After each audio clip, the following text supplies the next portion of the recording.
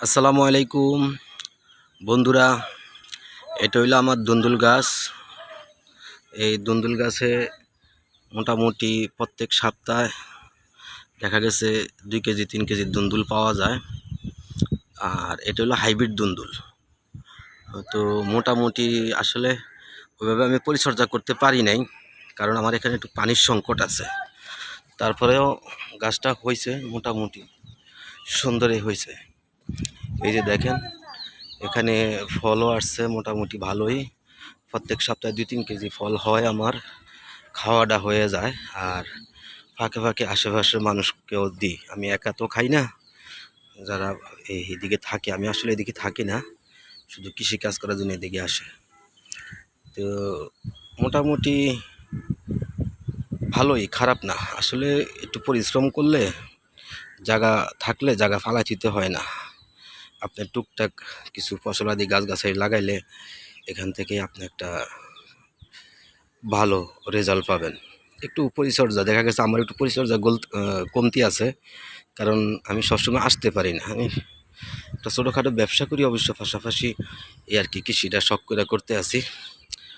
তো আপনারা দেখেন গাছগুলা মাশাআল্লাহ বৃষ্টি পাওয়ার পরে খুবই সুন্দর হয়েছে। বৃষ্টির আগে এগুলা সব পাতাগুলা নষ্ট হয়ে গেছিলো নষ্ট হয়ে গেছিলো বলতে দেখেন পাতা, এই যে আগের পাতাগুলা এই যে লাল কালার হয়ে গেছে তো আমি এর ভিতরে আরেকটা কাজ করছি, সেটা হলো আমি এটার ভিতরে যে লাউ গাছ দিয়ে দিছি কদিন আগে। লাউ গাছ দিছি, সবাই বলছে নাকি দুন্দুল গাছ বেশি দিন টিকবে না, এগুলো নাকি বেশি দিন থাকে না। তো যাই হোক, এখন নতুন নতুন অবস্থা যে যা বলে আমি তাই শুনতে আসি। তো লাউ গাছও ফল আসা শুরু করছে। এই দেখেন লাউ গাছের পাতার কি অবস্থা।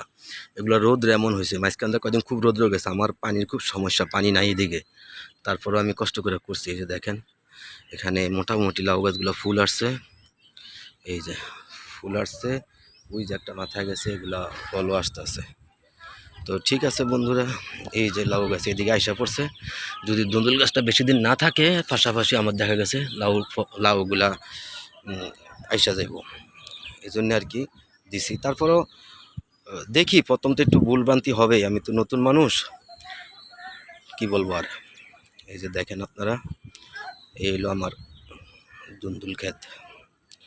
তো ঠিক আছে বন্ধুরা, আজকের মতো রাখলাম। এই দেখেন, এটা এটা দিয়ে আমি দিছি সুতা দিয়া, মানে ফেব্রিক্স দিয়া, গার্মেন্টসের ফেব্রিক্স, এগুলা বাঁশের উপর দেওয়া ফেব্রিক্স দিয়ে সুন্দর করে নেট বানায় দিছি নিজের হাতেই। যা পারছি তাই, এখানে বহুত কিছু নাই। দেখেন অনেক বড় করে করছি ওই নেটটা। করার উদ্দেশ্য হইলো যাতে করে আমি মাঝখান আরও কিছু গাছগাছালি লাগাতে পারি পরবর্তীতে, আস্তে আস্তে। একসাথে তো সব করতে পারি না। তো ঠিক আছে বন্ধুরা, আজকের মতো এটাই আমার ভিডিও, আপনাদেরকে দেখাইলাম। আরেক আপনারা ভালো থাকবেন, সবাই নিজের খেয়াল রাখবেন।